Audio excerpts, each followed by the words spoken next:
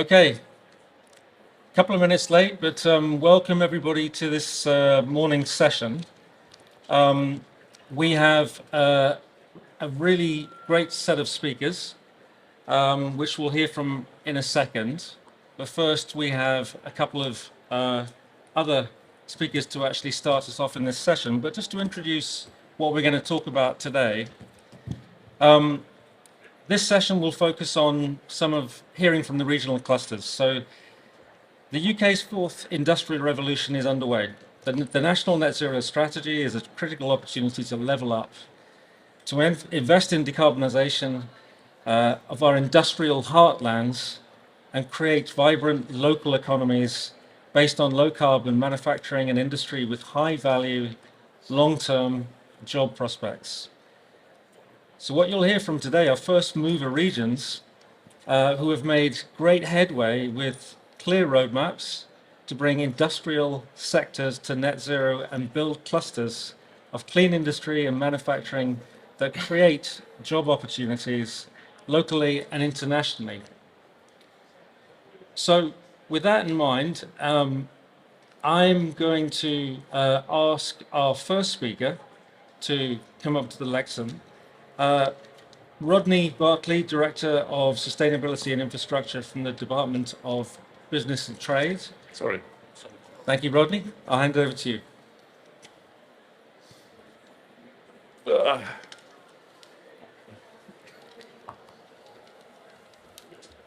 Hi. So good morning, everybody, and thank you very much, Jonathan. And look, it's fabulous to be here this morning. It's fabulous to be asked to come and speak to you today around regional net zero, regeneration, and really I'm talking about the future opportunities. So I really want to start by saying that the transition to net zero is absolutely, to us, the economic opportunity of the 21st century, and with the potential to drive economic growth and opportunity across the whole of the UK. Indeed, by one estimate, supplying the goods and services to enable the global net zero transition could be worth nearly 1 trillion to UK businesses by 2030. Now, the UK has demonstrated that green and growth go hand in hand. Over the last decade, the UK has developed a tremendous record for attracting investment into green industries through a range of financing mechanisms, and we are determined to build on this. Now, the policies and ambitions that the UK is committed to will help leverage around £100 billion of private sector investment as we develop these new industries and innovate low carbon technologies, and our ambition will support up to 480,000 jobs in 2030. Clean growth is already having an effect. It's estimated that since November 2020, over 80,000 green jobs are currently being supported or in the pipeline across the UK economy as a result of the new government policies and spending. The Clean Growth Agenda presents opportunities that are truly UK-wide. The net zero transition has the power to shift our economic geography from clean technology development in the Midlands, engine, offshore wind in the North East and Scotland, to innovative hydrogen-powered buses in Northern Ireland. The location of these clean innovators and traditional sectors at most risk from the transitions means we have a real unique opportunity for clean growth investment to protect and grow jobs and support our levelling up objectives. Now, our industrial heartland stand to benefit from employment export opportunities created by the transition to net zero. Many are building on that rich manufacturing and engineering heritage that they have. And that's providing that real strong foundation for place-based clusters to develop, which I'm sure we're going to hear a little bit more of today. So, for example, you can look to Blythe in Northumberland, which has got several energy innovation assets, a deep seaport, and one of the UK's largest coastal development sites, or Hull, the site of plans at Siemens Gamesa, who are looking to expand their offshore wind and their wind turbine blade factory. And along our east coast of England and Scotland, we have significant numbers of recent offshore wind projects in train. So the government is absolutely committed to ensuring that the UK transition to a green and sustainable future will provide new opportunities to grow and level up the UK economy and support the creation of green, high-skilled jobs, whilst ensuring the environment is in a better state for the next generation. The North Sea Transition Deal, which was announced in 2021, will support workers, businesses, and the supply chain through a transition to net zero by harnessing the industry's existing capabilities, infrastructure, and private investment potential to exploit those new and emerging technologies, including hydrogen production, carbon capture, usage and storage, or CCUS. This year, in March, the suite of publications Powering Up Britain, the government announced it will provide further support to ramp up these industries of the future.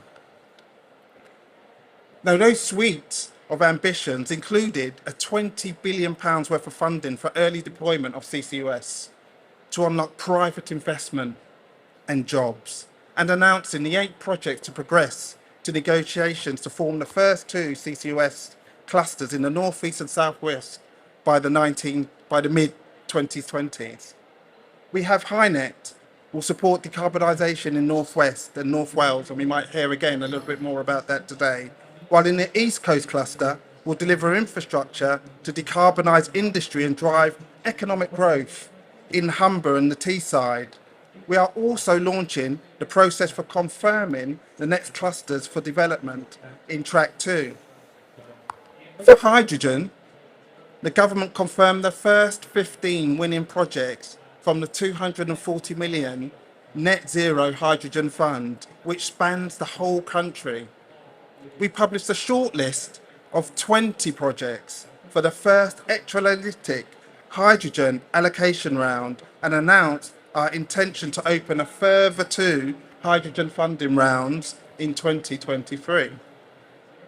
Looking to the next frontier of offshore wind, government also launched the Floating Offshore Wind Manufacturing Investment Scheme with up to 160 million to kickstart the investment in port infrastructure projects and associated regional, economic and social benefits. I would really encourage you to explore the new sector investor roadmaps for hydrogen, offshore wind and CCUS and heat pumps, which really sets out those milestones and those opportunities that the government plans and in much more further detail. Now, the UK also provides a series of location-based incentives to stimulate trade, investment, innovation and job creation through free ports and investment zones. The aim for our free ports will be to have national hubs for global trade and investment, promoting innovation through new forms of collaborating and promoting regeneration through the creation of highly skilled jobs, ensuring sustainable economic growth and regeneration for the communities that need it most. Green industries are also one of the 5 priority sectors for the planned investment zones, and all new investment zones will be required to demonstrate how they will support the UK's net zero target. Now, investment zones will be established in places with significant unmet productivity potential, where local sector strengths and a bottom-up energy of local talent, knowledge and networks can deliver that sustainable growth that benefits local communities. They will require a holistic approach and must be rooted in partnerships between central government, local government, research institutions and the private sector, many of whom are represented here today in order to realise that potential of our cities and regions. And finally, the recently published Mobilising Green Finance outlines how HMG and Majesty's Government will support companies and financial institutions to invest in critical net zero sectors and technologies. And talking about finance, we have the UK Infrastructure Bank with 22 billion in capital, which is ready to deploy for the net zero and regional and local objectives in terms of levelling up. As well as this, we have the British Business Bank, we have UK Research and Innovation, and the UK's Export Credit Agency, UK Export Finance. All of them can provide the right funding to support green technologies through to commercialisation. The investment will support the sectors and technologies of the future, enabling the traditional sectors to adapt and thrive as part of the transition and present a significant level opportunity, really, to level up the UK, including all of those parts of the industrial heritage. So with a number of my colleagues here at Innovation Zero today, I also wanted to just touch on some of the specific support that the Department for Business and Trade can offer. Now, we focus on supporting local clean regeneration through securing investment required to build our green industrial base and boosting green exports. And at a regional level, we help prioritise those sectors and market opportunities that align best with local area needs and commercial propositions that are attractive to investors. We work with trade associations, we work through our HQ teams, and we operate across the whole of the clean growth ecosystem, bringing businesses together to develop capability and to collaborate.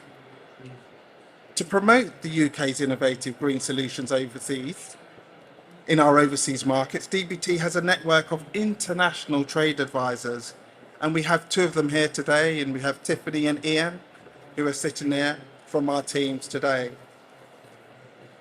So we are really also looking at how we feel we can really strengthen our collaboration with the combined authorities in England, including deepening our existing partnerships with local areas as part of the levelling up and devolution agenda.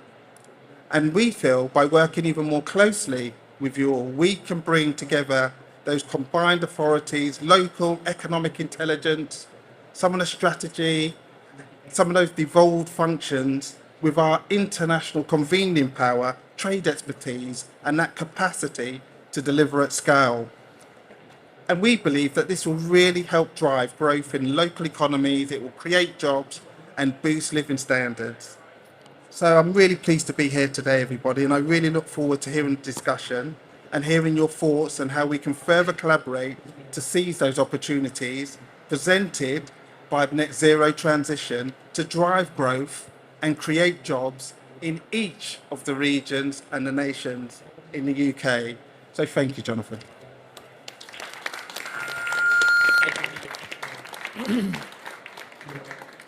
Thank you very much, Rodney. That was a really great summary of actually all the things that we can see going on, and that actually dovetails really nicely with the keynote speech from Minister Graham Stewart this morning, which I thought demonstrated a real passion, I think, for all of the things that we're trying to get to in all of the clusters.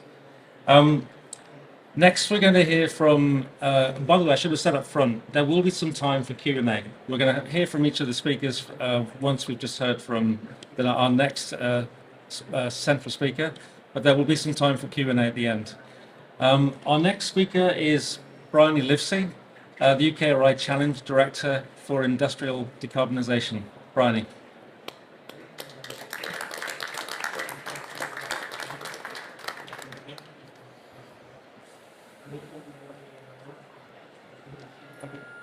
Hello.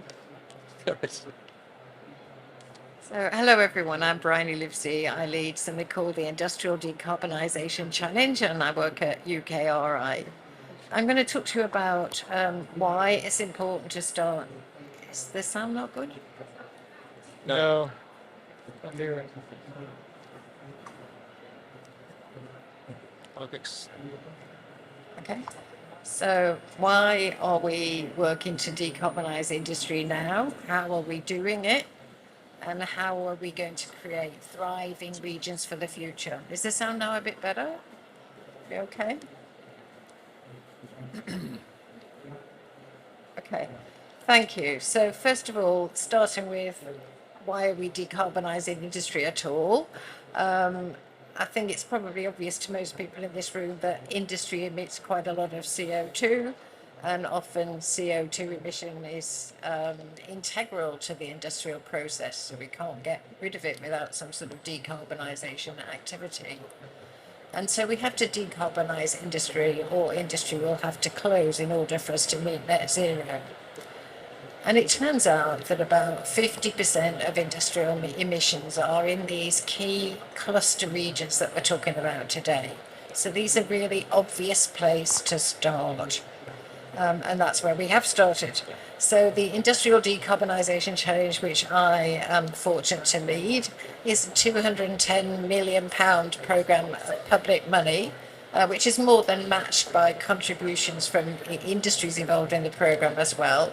And what we're trying to do is develop the carbon capture and storage infrastructure that we're going to need across the UK, and also the hydrogen distribution network also. So this is all about big infrastructure. It's going to be available to everyone who needs to use it over a period of time, and will be a tremendous asset for the UK. And what we're doing in our programme is keep starting the development of this new industry. We've got projects around the UK, so in South Wales, the North West, Scotland, Teesside, Humberside and the Black Country. And you'll see people on the panel who are going to talk about all of these projects after I finish speaking. So, we're really pleased to see all these projects represented here today. And I won't say much about them because otherwise you'll be hearing the same story twice. I think my...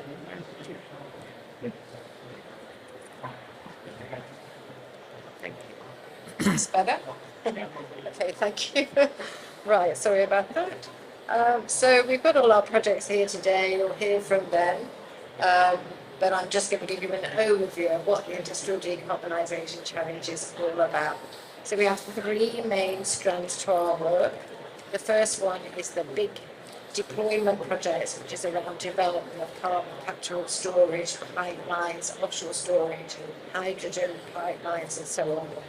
And then we have things called cluster plans, which are plans for each region to develop. And then this is all supported by a research and development programme across the UK. So what I'm really trying to get across today is we now have real new opportunities in the UK. This is not a fantasy future plan, it's the current plan. We're actually working on it now. These projects are all live.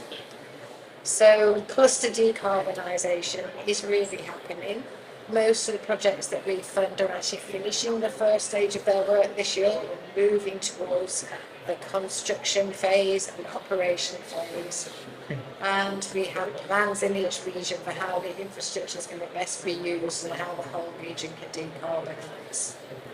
And we've seen new investment announced from government, which will help these plans turn into reality.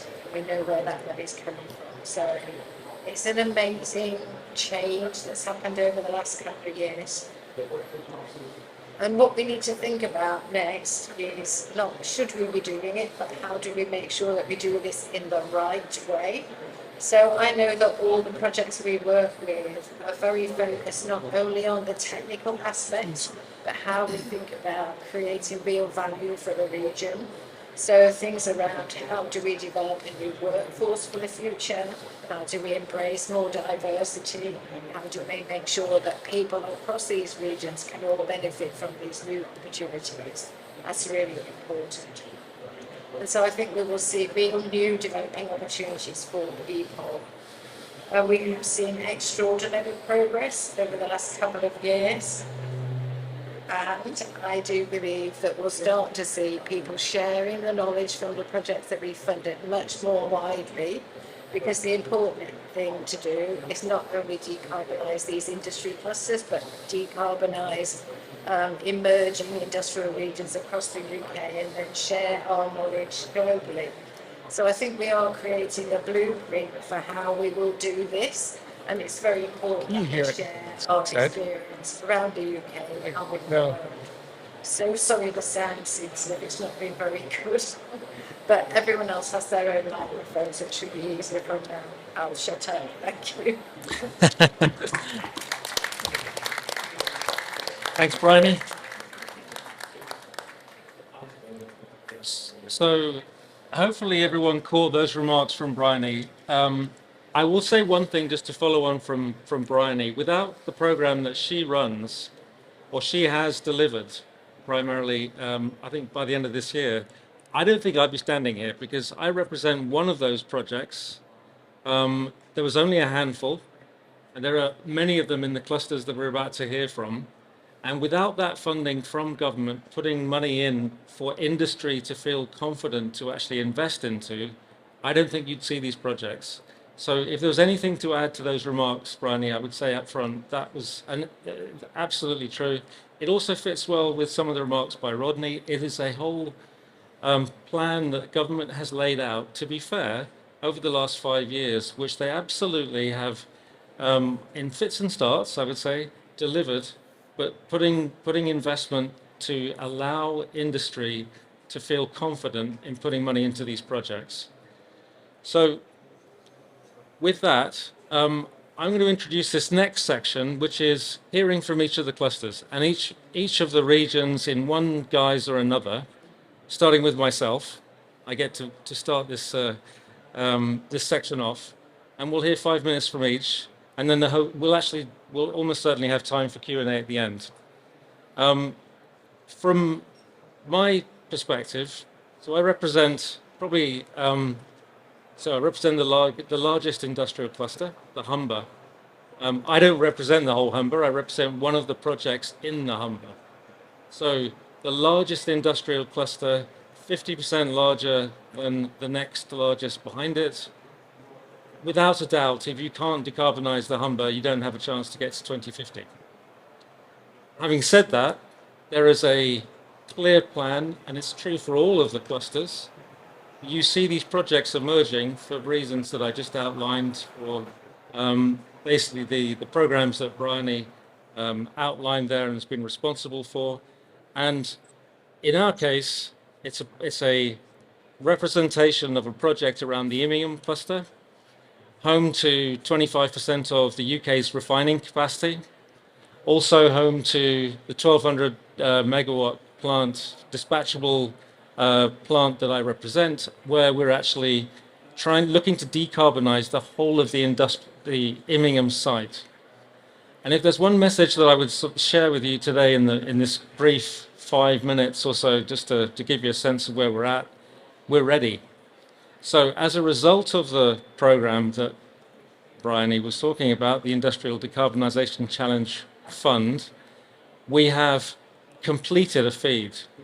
So we've completed a FEED, a front-end engineering design, which means we have the technical definition around a full capture plant to basically capture over 3 million tons of carbon dioxide per annum. We've submitted permits. We've submitted a local permit and also a environmental permit that will be with the environmental agency, which we'll manage through the rest of the year. And we're in the process of bringing on board an EPC contractor. So we're ready. And this is very much the message, I think, that you'll hear from a lot of the clusters, that we have projects that are ready to move forward. The last thing I'd say about the Humber is needing, just by nature of its size, the multiplicity of projects there, a dedicated store or stores. The great news is, despite where we may have a discussion around track 1, track 2, 2 stores are emerging in the Humber. They will be ready. They, from our perspective, we have a dedicated store. So it's important to keep these projects moving and in particular the stores. There's no emitter project that can move forward without a store. So with that, I'll shut up from my perspective, and I'll actually introduce the next speaker, Ben Houchin, Mayor of Tees Valley, where I have some prior experience I was just sharing with Ben as well. But Ben, if you'd like to come up and share a few words. Yep. Thank you, sir. Thank you very much. Thank you. Hopefully everybody can hear me. This seems like it's working. Sorry, Bryony. I think you got the short straw. Yeah, so those of you that don't know me, my name is Ben Houchin. I'm the Mayor of the Tees Valley, and I'm here to talk to you about the opportunities that are going on across Teesside. So hopefully most, if not all of you, should have heard about Teesside. You're at a net zero conference. If you've not heard about Teesside, you're probably in the wrong place, because we are the place that isn't just ready, but we're actually delivering it, right? Not dissimilar to the Humber. While we don't necessarily have the same scale of industry that the Humber has, we are the second largest carbon emitting region in the UK. And so it's absolutely essential that if we want to thrive as a region, we need to make sure that we decarbonise. But what's really interesting about the Teesside story, which is pretty similar to the Humber story, is if you're going to decarbonise, I think we've got to make sure that we have a just transition as well, because it's very easy to decarbonise our economy. And I say this very, very flippantly, but we've cut our carbon emissions in half since 2015. And that's very easy to do when you close the steelworks and put 3,000 people out of work. So we need to make sure that as the technologies mature, not only are we creating the jobs of the future, but we're also protecting the jobs that we have in our chemical and processing industry as well, that we need to be able to provide the products that we rely on every day.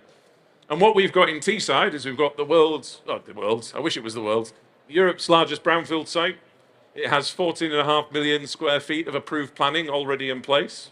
Just recently, we announced that we've signed Net Zero Teesside, which will be the world's first industrial scale carbon capture and storage facility, building just under a 1 gigawatt gas-fired power plant, but will have integrated carbon capture and storage as part of that design. And that's all part of phase one of the Northern Endurance Partnership in the East Coast Cluster, of which the Humber will be the next victor of that, I'm absolutely sure.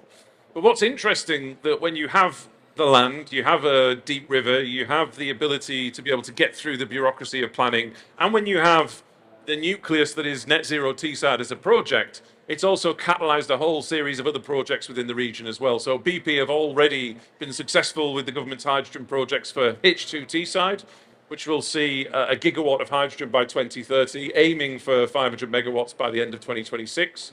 It also has the High Green project, which is 500 megawatts of green hydrogen, which has been shortlisted by the government and will hopefully be successful later this year. And so between having carbon capture, you're able to decarbonise part of the economy. So we're going to be taking about 6 million tonnes a year out of our local industry. It's also going to be able to produce that blue hydrogen from that BP project as well, trying to make hydrogen affordable and having that transition towards green hydrogen, but one that can actually create a market and doesn't keep everybody out of the market because of market cost. And then what's also exciting is the other technologies that are coalescing around that. So we're about to announce having just agreed terms and are currently in legals with a major American business who are building what will be, again, the UK's first large-scale sustainable aviation fuel plant. And not just that, it's not just doing what many of those technologies are looking at in the UK by producing SAF from waste. Actually, what they're doing is what I think should be done, which is producing sustainable aviation fuel from hydrogen and carbon capture carbon as well. So we're going to capture up to 10 million tonnes of carbon in Teesside. Instead of burying it under the North Sea, why don't we use it? Well, that's exactly what the sustainable aviation fuel business is going to do. And given that we already produce more than 50% of all the hydrogen in the UK, and we're going to have more with BP producing it as well, those feedstocks are going to produce truly sustainable aviation fuel. And so what we're saying is we know that we are the UK leading cluster.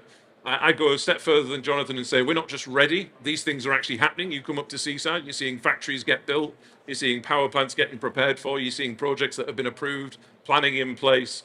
And what we would say is we are trying to take Teesside one step further. So as well as being the UK's leading cluster, we no longer think it's hyperbole to say that the Teesside cluster could be one of the global clusters as well.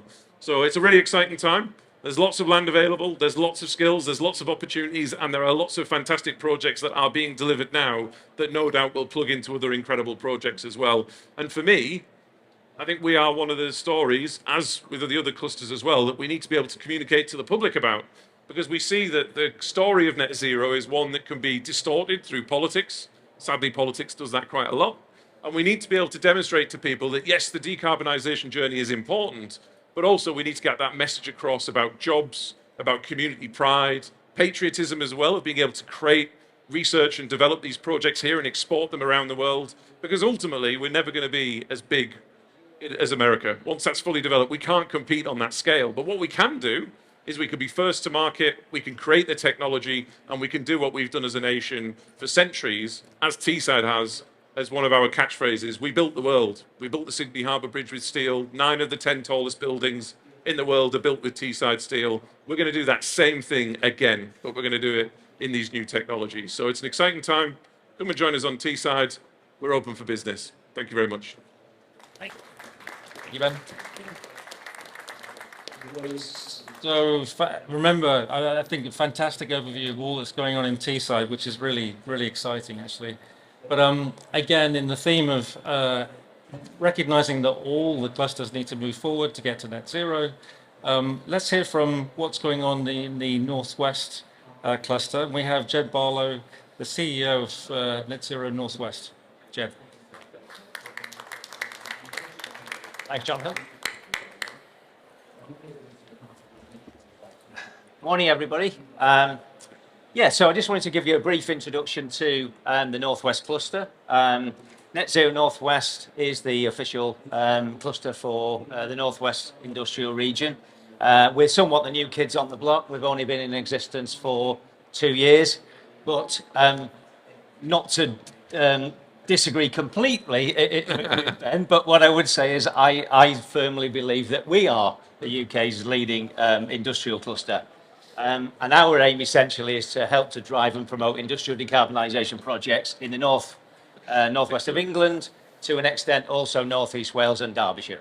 The area of the Northwest is still, despite deindustrialisation, one or the largest industrial cluster in the UK, depending on how you look at the numbers. And if we take the area of Northwest Cheshire, for instance, that area is by capita the largest CO2 emitter in the UK. So the scale of our challenge is enormous, but the scale of the opportunity is also enormous. In order to underpin our rationale to central government as to why it was important to have public sector investment in the Northwest, we carried out some quite exciting research by Siemens. A little bit of light reading for you at bedtime there, available on our website.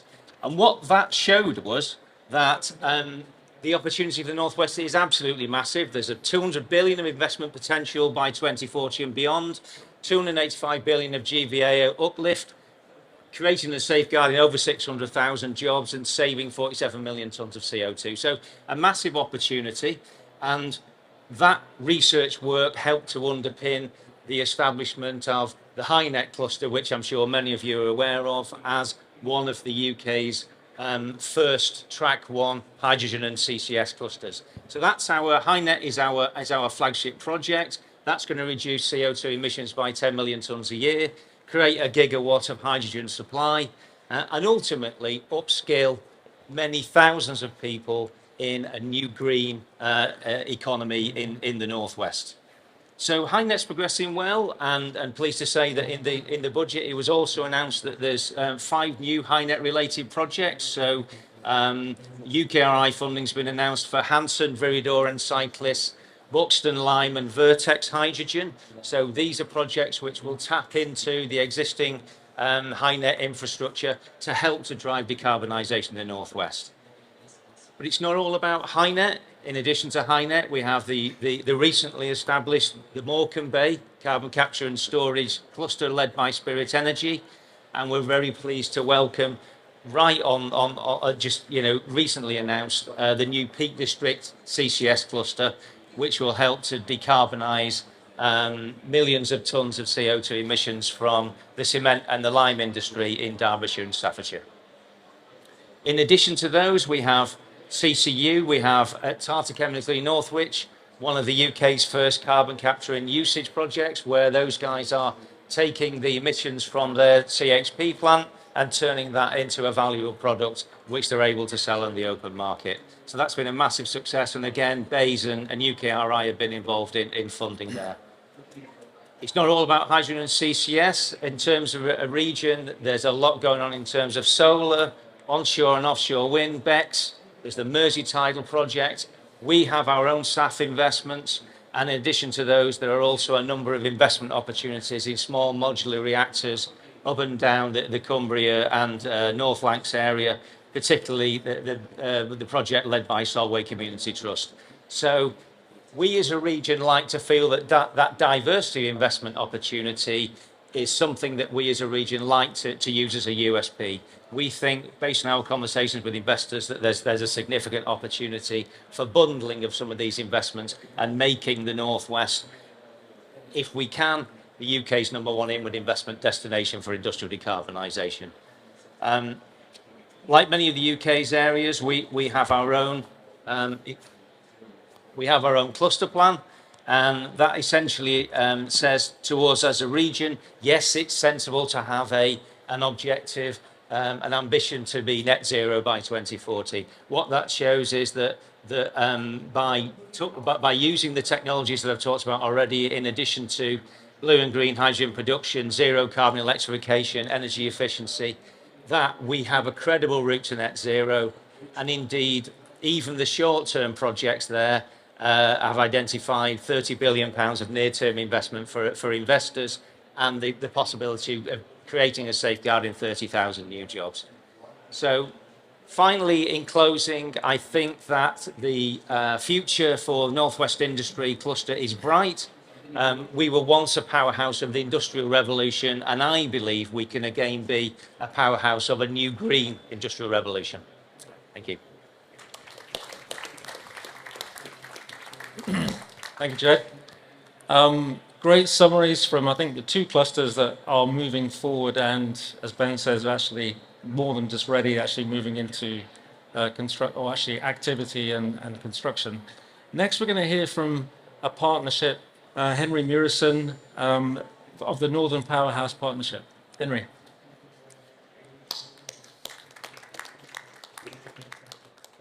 So I'm not gonna wade into the war of who's got the most impressive industrial cluster, because I suppose I'm here to talk collectively about the benefits of what the north of England, across both the northeast coast, including the Humber and the Tees Valley, which are part of that, one of those Track 1 clusters, and what Net Zero Northwest can contribute collectively to UK PLC.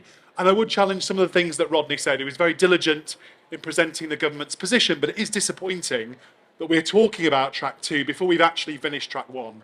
We haven't, if you look at the scale of ambition in the original Track 1 prospectuses, the bids that the Humber, the Tees Valley and the Northwest all put through, which are urging, were all accepted by government. We're incredibly proud that the north of England's able to make that contribution to the UK's wider ambitions to get to net zero.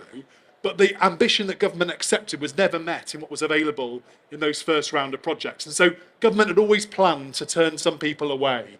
And what is disappointing is that if you compare us to our global competitors, that is not how other jurisdictions are approaching this challenge. We have at the moment, and if you go back to the history of Drax and clean coal, and I'm old enough, I wouldn't think it to be of that vintage that I was around when we were debating clean coal.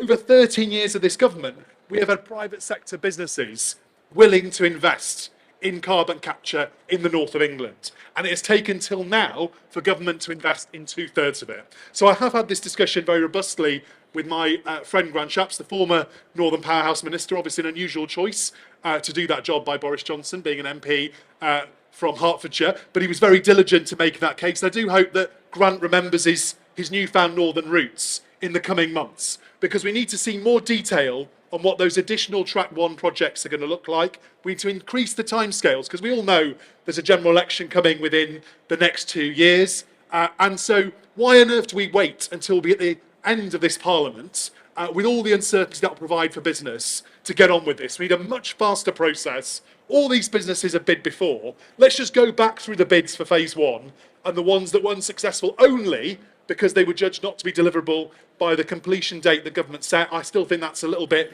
dodgy, to be honest, but we'll not. I was going to say someone else clearly agrees with me, so thank you for the background noise there. But fundamentally, those bids have already gone in. Government could just look through the ones they've already assessed and simply say, well, these are people who we relatively arbitrarily decided couldn't deliver because they didn't have the timeline for 2027. Let's go through and deliver them now. Because we are at the opportunity here, I think, and Ben alluded to that international competitiveness point that he made at the end of his remarks, which is that if you added the Tees Valley together with the Humber, and never mind if you could get a train across the Pennines, either for freight or by a passenger, to the northwest, you will have undoubtedly the most significant international cluster in carbon capture in the world. And although this government, and I disagree with the methodology, has forced the northwest and two parts of the northeast to fundamentally compete against each other for scarce resources, despite the fact that in global terms, we're talking about the equivalent of £2.50 in terms of what government is actually investing in real terms, it is nowhere near enough for what we should be investing anyway. The real energy we need to now put in is to collaboration and not to competition. And so I will indulge, I think, in the conversation of that we have got to this point through a degree of competition, but that is not the way we are going to get to be globally significant. It is only by drawing together the collective strengths that our leaders, Metro Mayors, Ben Houchen and Steve Rotherham, who isn't here today, the political and business leaders in the Humber, who have worked incredibly hard to get this far. And I remember Ben reminding me of the fact that actually until he asked them to, government didn't even have a team in government looking at hydrogen.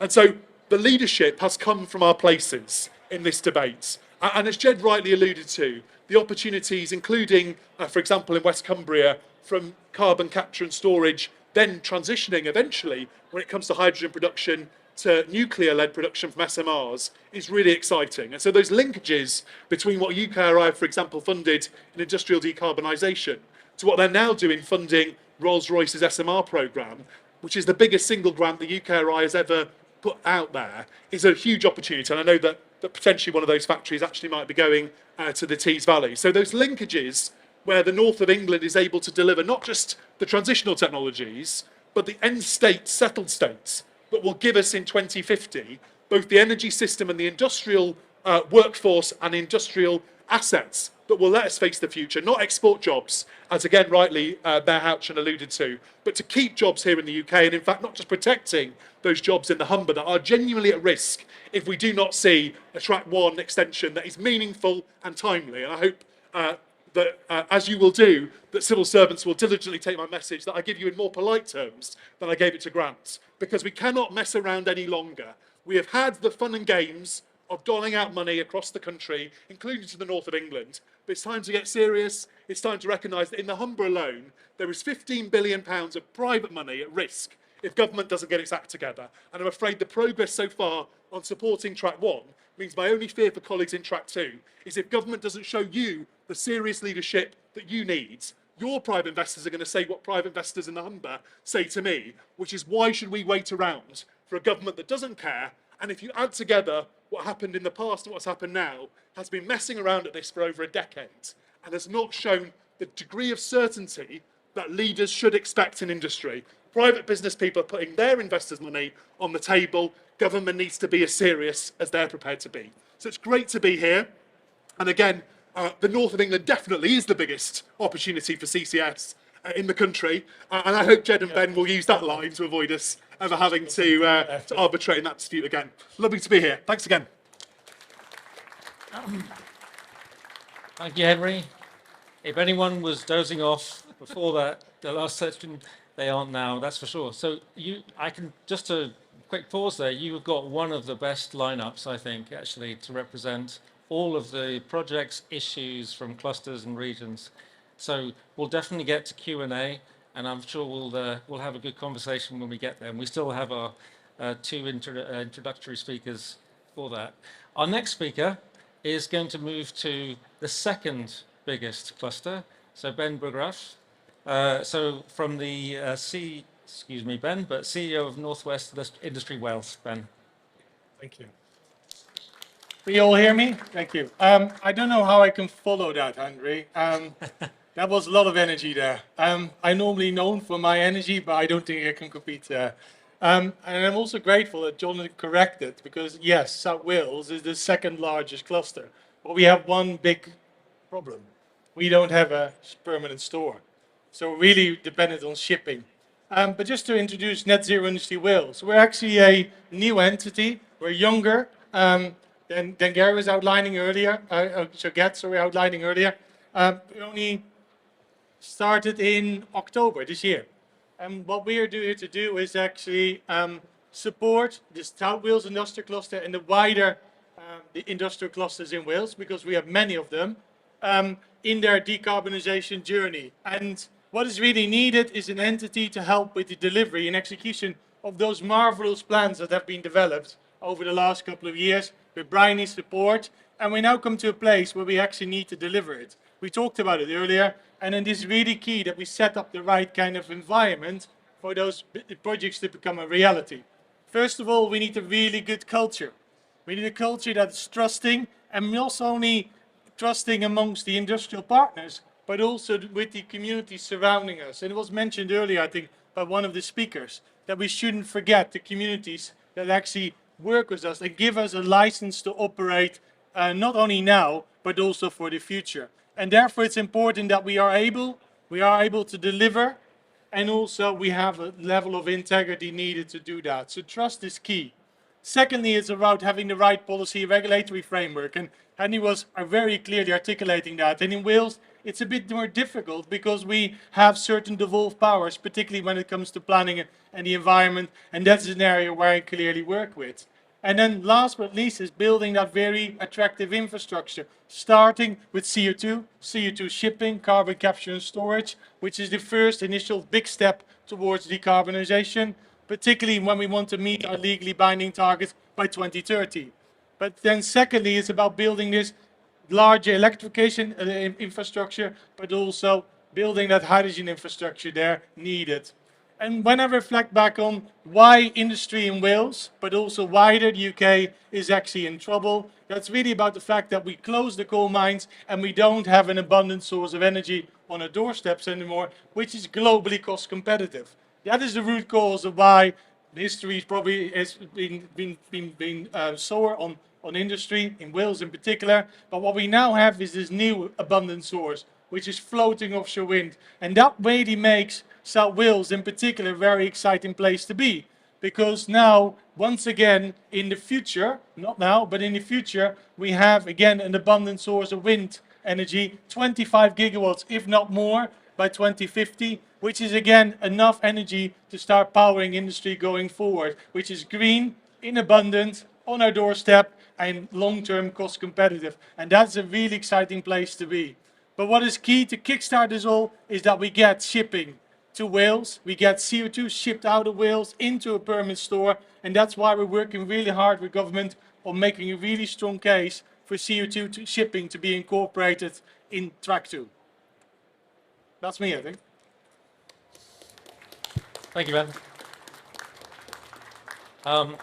My reference to the second biggest cluster was really to talk about its significance. Hopefully that was communicated that way, because it really is a huge centre of industry which is going to require all of us actually to participate in how we decarbonise not just our cluster but all of the clusters together.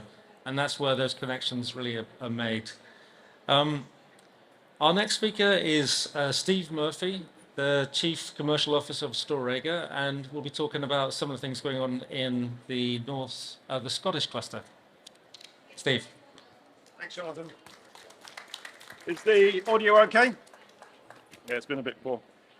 Okay, so Storegga is a decarbonisation project developer, privately owned, and we basically take, sorry. Steve, you may need to move your microphone. There you go. Is that better?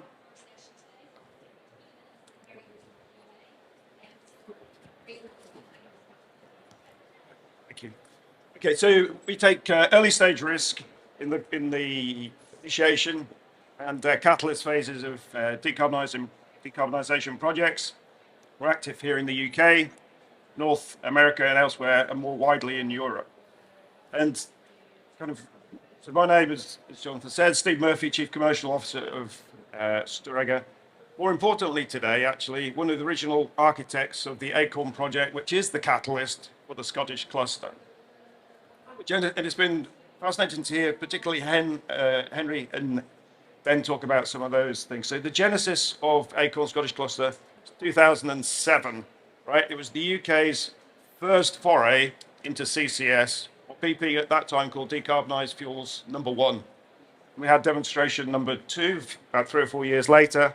Sorry, demo 1, then demo 2. Now we're into track 1, track 2. So the terminology has changed. The procurement process, and I completely echo what Henry was saying, has not really changed from the UK perspective.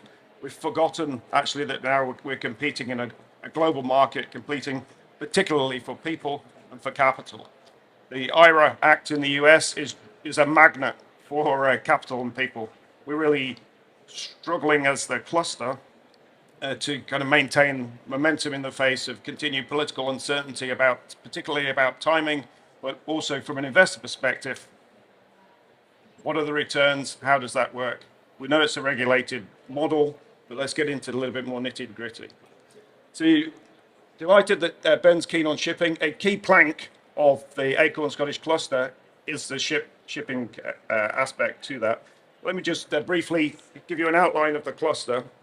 So it might have less emissions than some of the other clusters we've spoken about, but it's probably the longest one, right? So it runs from southern Scotland all the way to Peterhead in the northeast, sort of 250, 300 kilometres. It's essential to decarbonising Scotland. It is the only decarbonisation project in Scotland, and therefore it's essential to decarbonising the UK. So it starts catalyst, so it's a phased development, roughly £4 to £6 billion. It's over a decade of investment, so it's a sequence of projects starting in the St Fergus and Peterhead area with some gas capture, gas processing, reuse of offshore infrastructure. Pipelines are already in place. It's great that Teesside is moving, is actually doing stuff. We've got 300 kilometres of, 400 kilometres in fact, of pipeline already laid, ready to be reused. So we've got the connections at the beach at St Fergus Terminal. So capture at St Fergus Terminal, capture at Peterhead Power Station, which was the DF1 project back in 2007, slightly modified now. Reuse of an offshore line, an injection into secure reservoir about 2 kilometres below the seabed. It's about 100 miles or so offshore. And it expands in two ways. It expands with a national gases big feeder 10 pipeline that connects us crucially to Grangemouth, which is the emissions hub for Scotland, covering everything from hydrogen, cement manufacture, oil and gas refining, etc., all of the industries. And the second piece is the use of Peterhead Port, deep water port, suitable for CO2 import facilities. So we've got ship design, Stasco. We've got working with Peterhead Port Authority around converting tanker jetty to be a CO2 reception facility for imported CO2. Initially from clusters, hopefully such as Wales, but also ultimately to exploit the business opportunity for UK, which has around about half of Europe's storage in the North Sea. We need to be able to use that resource by importing CO2, hopefully into Peterhead, amongst other places, and then offshore storage to kind of create that business. So I think perhaps in closing, just say Scottish cluster, it's open access infrastructure. So some of the biggest players in the world, so Shell, Harbour, National Gas, Ineos, and ExxonMobil are all part of the cluster. Storegga's cluster leads as we kind of do that sort of catalyst initiation phase. Open access, we are open for business, and we're definitely ready to go. Thanks, Steve. Thank you, Steve. So that brings us to our last speaker, and really what you've heard from is actually speakers representing all of what I would call, you know, the easy clusters that were defined largely for us by government, all of the 6 clusters that are next to basically coastal regions. They're concentrated. Now we're going to hear from Matthew Rhodes representing the Black Country Consortium, and actually a piece of industry actually that we still need to preserve and still need to address. Matthew. Look, good morning, everybody. My name's Matthew Rhodes. Thank you very much for having me along this morning. So I lead the Black Country cluster, which is one of the 6 clusters that's been funded through Bryony's programme. And we're delighted that we were. And the Black Country is part of a wider West Midlands cluster that I also lead. And it consists of 14,350 manufacturing businesses, 3,500 of which consume about 50% of the non-domestic energy in the West Midlands region. Those businesses are the biggest sector in the West Midlands, and they support 200,000 further businesses across the region. The manufacturing sector employs 274,000 people in our region. We are clearly a historic industrial cluster, Ironbridge, and where the Industrial Revolution began. I was amazed to discover a few months ago that in 1574, there were 20,000 metalworking businesses within 20 miles of Dudley Castle. It's been an industrial cluster for 500 years. And when we talk about just transition, we have to just remember that kind of thing. This is about a really, really, really significant transition for our part of the world. Both Jonathan and Bryony referred to the fact that we're slightly different. Bryony talked about the government focusing on 50% of the industrial carbon emissions of the UK and the 6 other clusters that are here. We're really a pathfinding cluster representing the rest of the UK economy, the other 50% of UK carbon emissions. The point that's hidden in that 50-50 split is these guys, most of their emissions are in 10, 20, 30 companies. So over the total of the UK, there's about 200 significant emitters that figure on the government's radar. There are 300,000 manufacturing companies in the UK. So we're really representing those. And we believe we still have the highest density per square mile of manufacturing energy intense businesses in the country. Our point of departure as a cluster, when we kind of got into this whole industrial decarbonisation programme, the national strategies for net zero industrial decarbonisation are actually quite explicit about how we will as a country decarbonise our demographic. And there's 2 elements to the strategy. One is electrification. So we'll have renewable electricity, we have a national network, we'll get that to the middle of the country and everywhere else. And companies will electrify and they'll be decarbonised. And the second aspect of the strategy is we'll worry about it later. So if you read those strategies, they all say late 2020s, 2030s, we'll kind of get on to everybody else. There's 4 challenges, problems potentially with that strategy. The first is although we've got no steelworks and petrochemical plants, not all industrial processes are electrifiable. So we've got a lot of ceramics businesses, construction businesses, brick businesses, aluminium foundries. None of these people can switch from gas to electricity to do what they do. So significant challenge there. Secondly, costs of electricity are very high, and the way the UK electricity market works doesn't actually send the right market signals to businesses.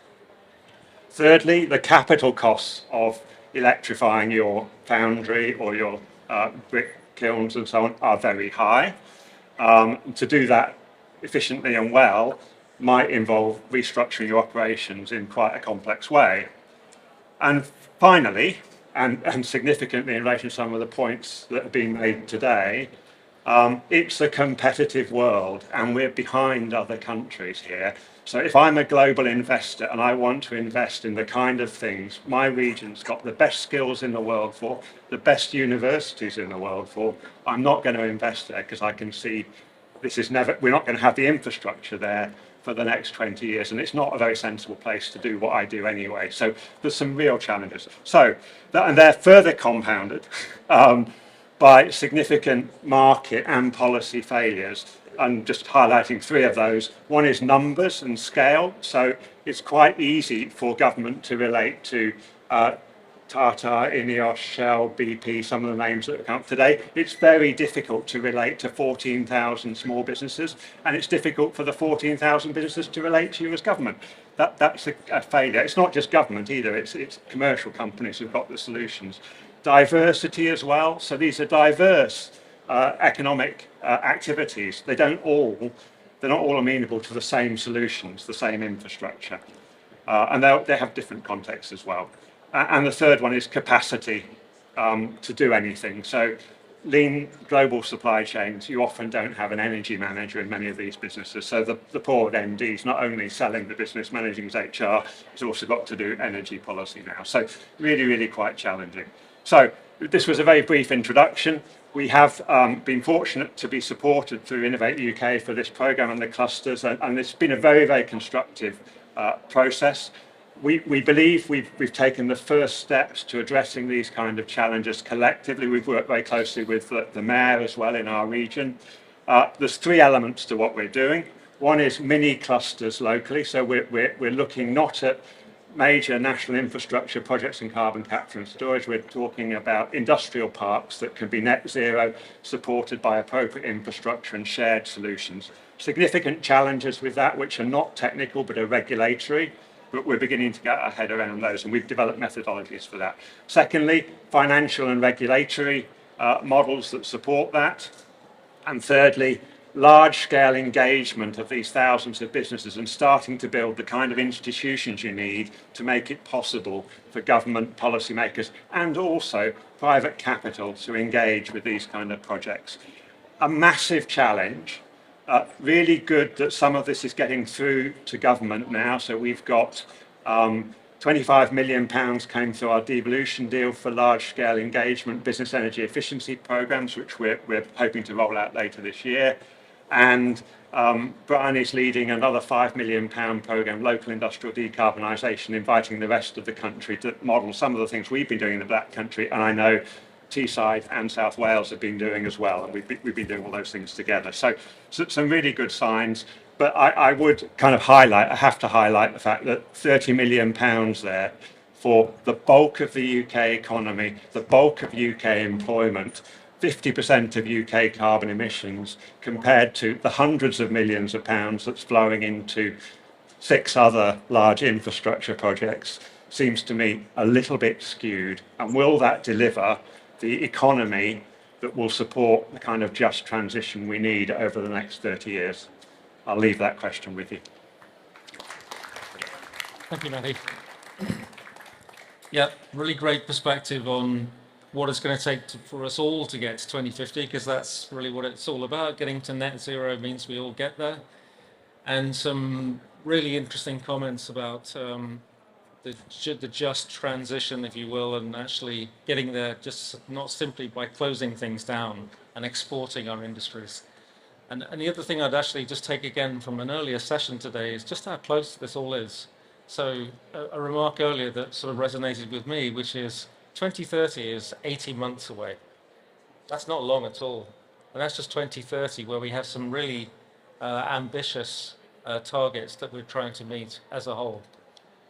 So that concludes the speaking section from our lineup of speakers. Now we have a Q&A session.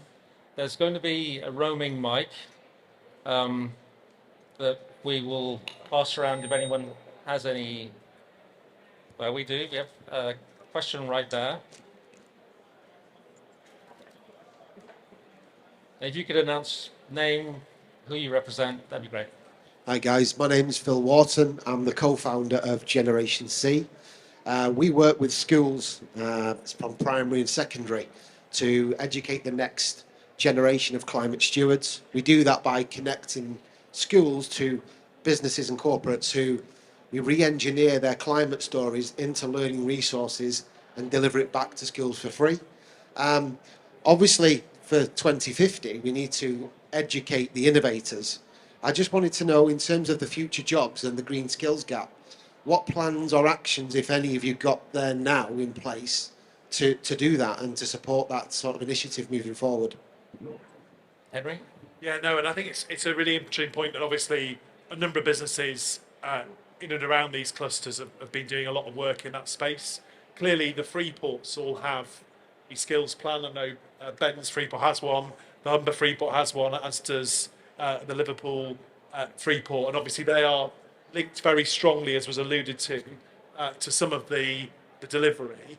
I think it's also worth being straight about the fact that clearly, if you're looking to refit, for example, a big oil refinery, I was having this conversation with Phillips 66 before I came into this room, and many of those people are people we need anyway to do other jobs, and some of them will have been working on, for example, the chemical sites in Teesside, and might be working not just in Teesside but moving around the north or moving around the wider UK. And historically, we also brought those people in from overseas. Now, one of the reality checks of kind of Brexit is, as well as the kind of high level where you're getting your mechanical engineers from, who are clearly motivated by net zero, want to work in businesses that are at the forefront of this transition, there are also lots of people doing jobs that already exist who we're going to need a lot more of. And one of the challenges, and why my plea to Rodney is to get more commitment from government, is that businesses in the supply chain are currently going to have to pick. Do they go to Teesside? Do they go to Merseyside? Do they go to North Wales? Because there isn't the certainty for them to expand their businesses now. The greater certainty you can create, the more people will get jobs working in the sector. Otherwise, you simply put the price up for delivering these projects and lengthen the timelines. So there's a very practical point as well about this is about delivering value for money. But the greater certainty we can give to the supply chain further ahead, we reduce the overall cost of delivery. And I think that is absolutely critical. But at the moment, I wouldn't say there is the carbon capture, use and storage economy is nailed on, because we've got an initial commitment to 2/3 of phase one and nothing else. That is not an industrial, globally leading cluster programme. That is the start of one. And that might be enough for BP to get interested, but the hundreds and hundreds of businesses that sit in there and every other business's supply chain who want to do this, many of who are the same businesses, whose need more certainty than we can currently give them. Can I just add on to that? Because I think there's some really important point Henry put up. But I want to make a really strong point. I don't really like the term net zero skills and green skills, because it suggests it's something new. And I'm actually of the opinion that it isn't new. Most of the jobs which need to deliver net zero are already in place. Most of the skills are there. But they have to be framed in a net zero world. What we're in danger of, if we're not careful, is saying to future generations, we need to first build that industry and then you can get some employment. Actually, we need to build that new industry and we need your employment now, because I think most of the skills which we need in order to build the new industries, the green industries, additional infrastructure, the floating offshore wind industry, to deliver the 30 billion, for example, in South Wales, needed to remove 16 million tons out of the atmosphere, is really needed with skills that we already have, but we need more of. So I think what we are in danger of, if we're not careful, is actually alienating a big group of people who don't know what to do with their career, because they're now at a point where they make a decision, and not give them a really good, clear future view where their skills, which they may want to do, how that is being framed in a net zero world. So what I am really in favor of in that particular case, what you're doing, is a bit of backcasting. What would a 2035, 2040 job look like? And met the current information like, and see what role that has. Whether you're a hairdresser, whether you actually are a bricklayer, whether you actually are a pipe fitter, or actually a gas engineer. I think it's really important that we tell that story right. Yeah. Just to add to, in terms of the jobs in general, the jobs market, every job will involve some form of green skills moving forward. I mean, we're working with Octopus Energy and NatWest at the moment, and they're looking at green finance and electric vehicles. But we don't want to restrict to that. Like you just mentioned there, hairdressers, bricklayers, there's going to be something involved with everything. So I appreciate that. Thank you. I believe we have a question over here on this table. And just as the mic goes over there, Ben or Jed, would you add any comments from a sort of clusters that are moving forward? Yeah, beyond others? Just a very quick response on skills taking in terms of the Northwest. Many of our members recently took part in a consultation where we worked with the N8 group of universities. We basically brought the two sectors together with the aim of developing new course content for HE and FE organisations. And yes, I absolutely agree with Ben that many of the skills we already have are already there. But I think in terms of higher education and further education, there was an opportunity to develop course content that maybe underpin some of those skills. So learn more about hydrogen and carbon capture and storage, for instance. So that work became a skills charter, and you can find that on our website. And what we've asked is for Northwest businesses to sign up to that, to educate them in essentially the skills that they're going to be needing in the future. Yeah, and I think just to echo that, it's an awareness piece more than anything. I mean, we talk about carbon capture and hydrogen and all this kind of newfangled technology, but ICI and Teesside have been doing it since the 40s. Like, it's not new producing hydrogen, it's not new capturing carbon, actually using it to go into, carbonated beverages. It's the scale that we're talking about doing it and how you coordinate it to decarbonise an economy that's being applied slightly differently. And we've already seen it in offshore wind, right? I mean, the number of oil and gas businesses in Teesside that are no longer doing any oil and gas are now completely pivoted onto offshore wind. It shows the transferable skills are there with some upskilling. I think what I would personally say, and I think this is probably echoed by many within the political arena, is that Teesside's done particularly well because of devolution. I mean, I think one of the things that's caused Humber a bit of a problem, because it is a fantastic cluster, and I absolutely echo everything that's been said. I would never detract away from it, but the coordination in the Humber is more difficult. Because, again, like any business, right? A business wants to be able to go somewhere and say, who do I speak to get something done? In Teesside, they often come to me. In Manchester, they'll go to Andy Burnham. Do you know what I mean? Like, there is somebody to go and speak to. In the Humber, it's still a bit disparate. Now, that's not to decry from any of the specific projects, but the coordination is important. And from a skills point of view, I can sit down with a business like Sea Wind, building the world's largest monopile factory, 800 jobs. They know what jobs they want. They know when they want them. They're going to ramp up over 2 years. They know how many accountants they need, receptionists, welders. So we can say to them as a devolved administration, well, you tell us what you need and when, and we'll go and coordinate the rest. Now, we could go a lot further, because we've got some money over post-19 education that allows us to mess about with that and actually deliver it. But if we had control over the post-16 education budget, then all of a sudden you're aligning the local economies with the local skills base more effectively. And actually you can use some of that money, like we're doing with post-19, to go into schools, to do careers, to help build the curriculum, to give the capacity and support within schools to get the awareness up. And then the very final, very quick point I would make, which is a much broader point, and it's a specific example I've used before, is the skills piece, like in any other industry, is the biggest one. And I just don't know the answer to it. Because if you take, for example, retrofitting of homes, or any new home that has to be now a heat pump, or let's forget the technology, but let's say it's just not going to be natural gas as a gas boiler. Just to retrofit existing residential properties, you're having to retrofit a home every 30 seconds, 24 hours a day, 365 days a year, every year until 2050. Well, where do we get the people who are doing this retrofitting? And that's just in residential. That's not the decarbonisation of industry. It's not everything else that comes along.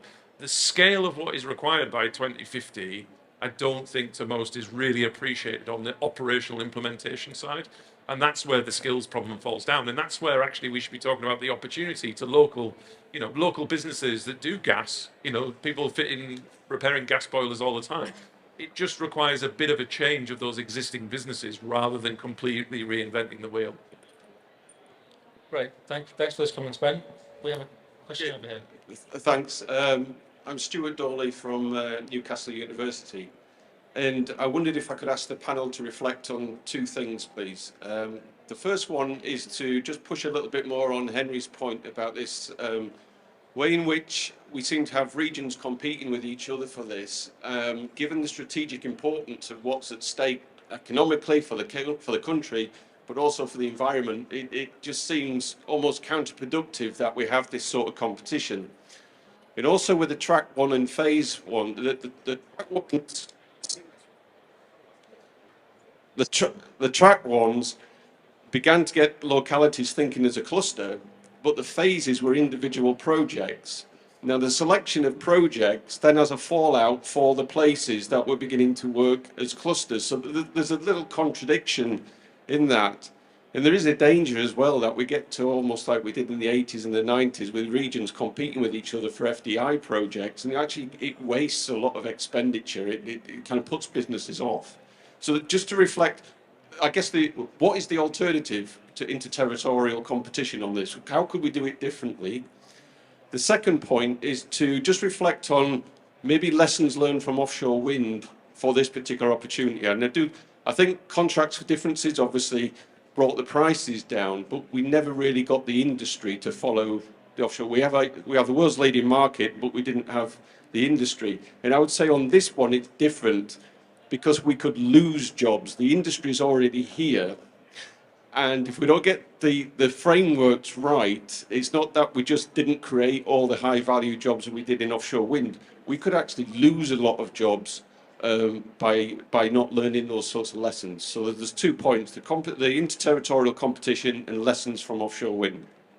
Those are two fantastic questions, and I'm going to ask Steve. We're all going to have thoughts on this one, myself included. So, Steve, do you have any thoughts on that, just to get you into this conversation? By all means. I actually think the regional competition point is excellent. It's a private company. It's very expensive to make a bid into bays or whatever the government department happens to be called at that time. From a cluster perspective, when we bid into track 1, probably had partners in Acorn and a dozen other companies. The combined effort over a sort of 3 to 4 month period, the cost associated with that, you're into multi-millions of pounds just to put into a bid. And from a Scottish perspective, there is no other cluster in that particular region, so we don't have that element. We find ourselves competing with Teesside, with the Northwest and wherever, none of whom can decarbonise Scotland, so it's a bit strange. It adds time, it adds delay, it adds cost. You asked about an alternative.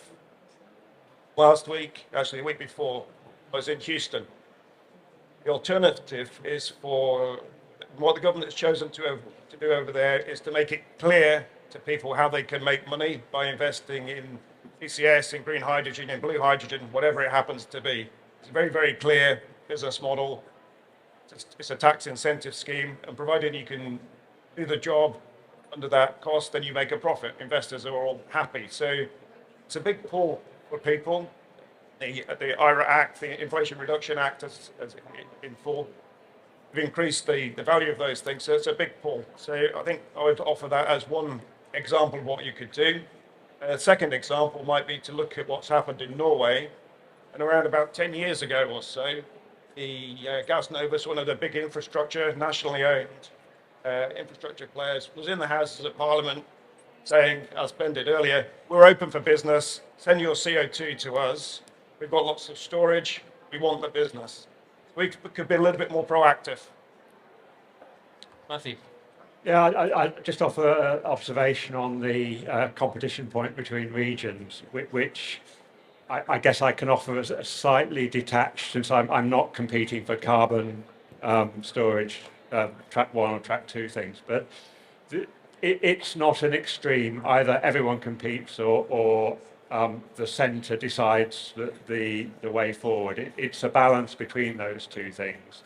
I think we do err a little bit towards too much competition in this country, and we could do better on the kind of providing a central framework. The point I was going to make really was this is actually quite a collaborative programme as an observer. There's been a lot of exchange between the industrial clusters, and I think we could do more of that. Getting the balance right and leadership in the centre is probably the key. Well, let me renounce my position as chair for a second so I can actually share my thoughts on both these issues, which I think are just fantastic questions.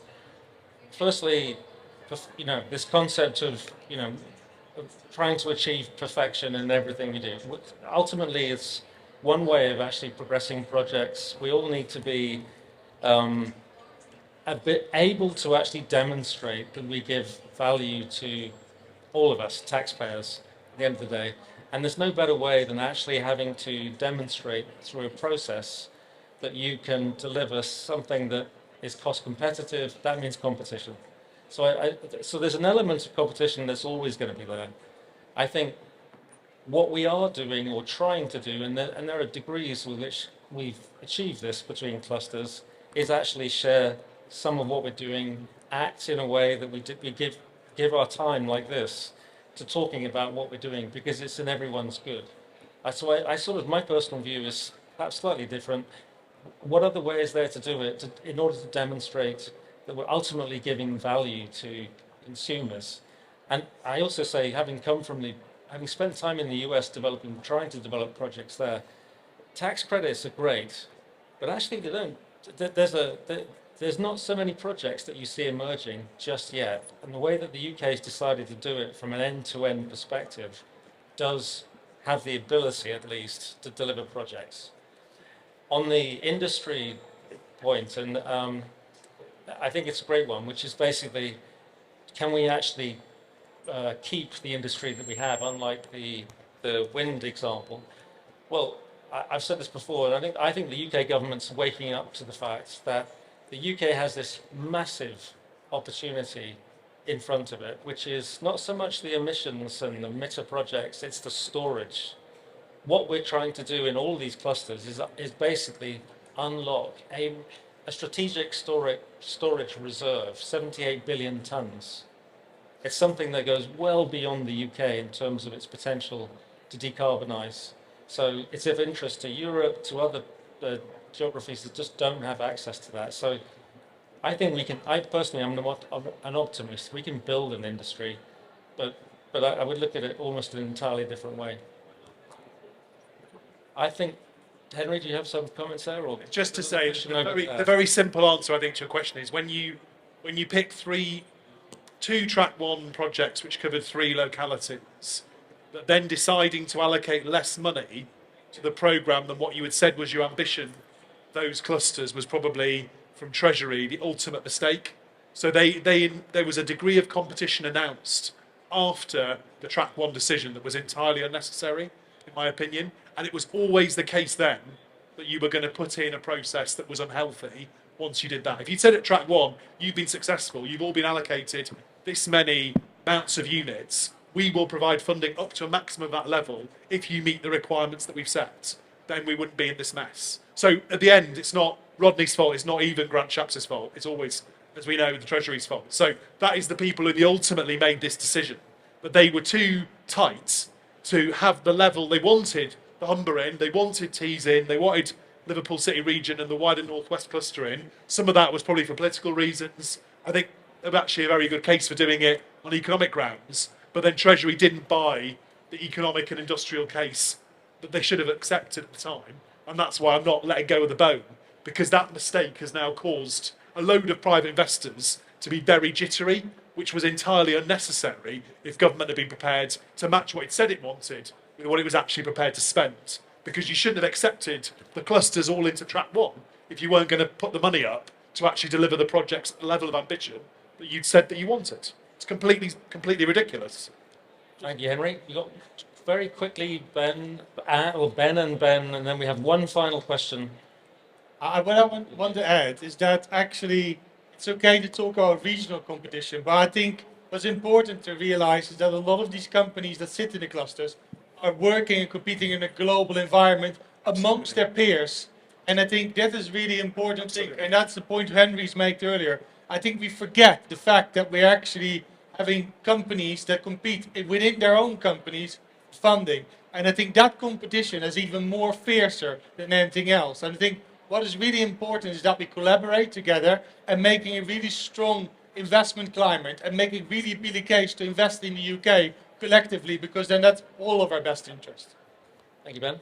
Ben? I think just 2 quick points. One, to push back a little bit on one of the minor points that Henry made, is that I don't believe that there was any political influence in the decision making, because if there was, I think Scotland would have been the second cluster and HyNet probably would have missed out. And I think if there was a suggestion of that, I'm fairly certain there would be various judicial reviews going on right now. So I think it's unfair to suggest that politics was involved. I mean, I'm not here to defend the government. I'm really not, because I am one that's very anti kind of the Treasury orthodoxy, or whatever the phrase is that we're throwing around these days. I think we've also got to take a step back, right? That what we're doing in net zero can't just be seen in a vacuum. I agree with Henry's point that we started a competition that ended up changing halfway through, which then caused the uncertainty. I absolutely agree with that. But you've also got to recognise that the £15 billion that the Treasury allocated is taxpayers' money, right? And it's going to go on to people's bills. Like, if you cut through all of it, ultimately we're going to be paying more to fund all of this. So the Treasury ultimately had to make a decision. You can agree with it or not. I'm not speculating whether it was the right decision or not, but they had to take a view of, well, we can make it 100 billion if you want, but we'll double everybody's bills. I mean, it's bad enough as it is already. So again, I'm not saying that it was the right or wrong thing, but you've got to appreciate that particularly the Treasury are trying to look through these things on a broader lens of where does the money come from, who's actually paying for it, efficient allocation of taxpayers' money that gets the best outcome, and ultimately, like you say, you go all the way back to the beginning. It's all very well and good talking about 15 billion pounds there, should have been 20, should have been 30. Like you said, let's make it a trillion. I mean, that's basically what the Americans are doing. They are absolutely borrowing money. They're going to put everybody's bills up, but they're buying a ticket to the next 100 years of the economy. I mean, there's an argument to say you can do that, but let's not pretend that ultimately it's everyone in this room and everybody that pays a gas or electricity bill or any sort of energy bill that's ultimately going to pay for it. One more. Okay. John Webb, Circularity Foundation. This is partly for, well, thank you for all the regional views we've had expressed. This is for Ben, who touched on the ambition to capture carbon locally from key industries. But for anybody else who's going to comment, what is the cost of capturing more and more carbon, both in terms of investment, which must ramp up? There must be easy pickings and more difficult capture. What is it also in terms of investment? How does that step up? When I say energy, I mean the energy input in order to capture the next 5 or 10% of carbon and so on. Okay.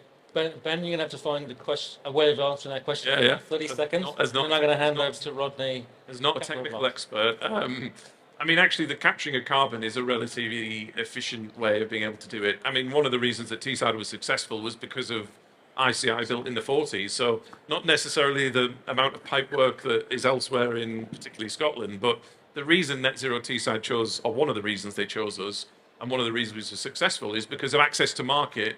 The capital cost is significantly lower because the pipework already exists, right? There's huge amounts of dormant pipework that can be used. And it's actually quite a low pressure process getting it into the carbon capture plant. But again, if you're generating energy from natural gas and decarbonising it in an efficient way and then pumping it out to the North Sea, it's relatively efficient. But the second very quick final point is this isn't the end of the journey. Like if you were to speak to BP and Equinor, actually it's not really about burying it in the not too distant future. On a much bigger scale, it's about using it, right? Not just for carbonated drinks, but for things like SAF, green methanol, et cetera, So then all of a sudden carbon becomes a commodity.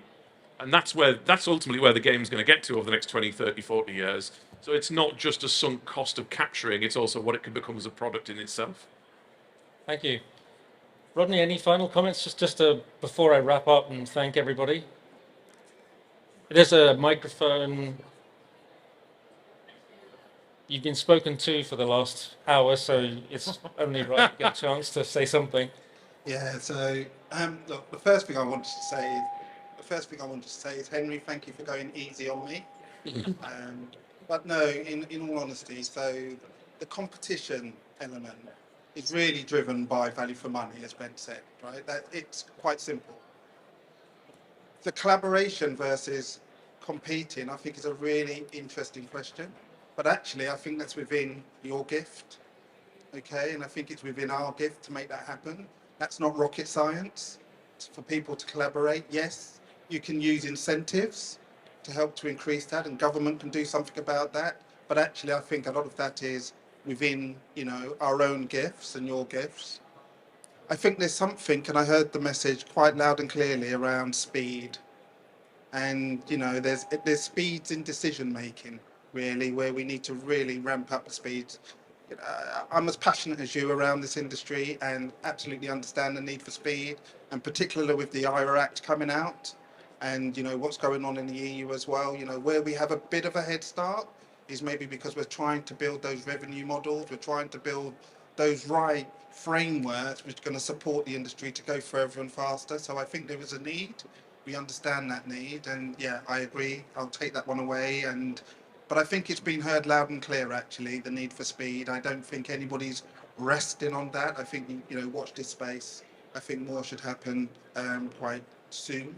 I think there's three things, though, I just wanted to end on. So For me, that it's really important that the government sends the right signals and creates the right frameworks. I don't think we would all be here sitting around having this conversation if the government didn't do that.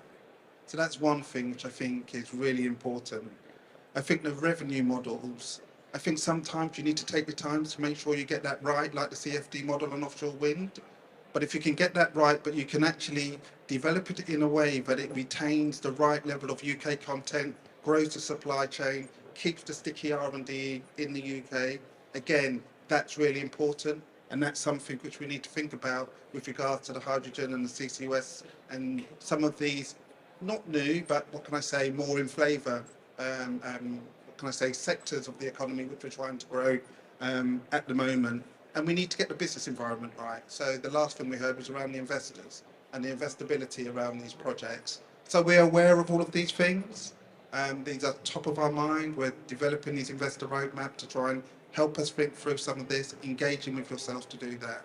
So look, thank you for that. And look, heard you loud and clear. We'll take the messages back. We'll feed them in. And, you know, just we are on your side. And we do understand that we need to go further and faster, and there is a need for speed and decisions. Thank you. Okay. I'm getting death stares from the organisers. Thanks very much to all the speakers. Thank you, Rodney. Thank you to Bryony, and that's a wrap.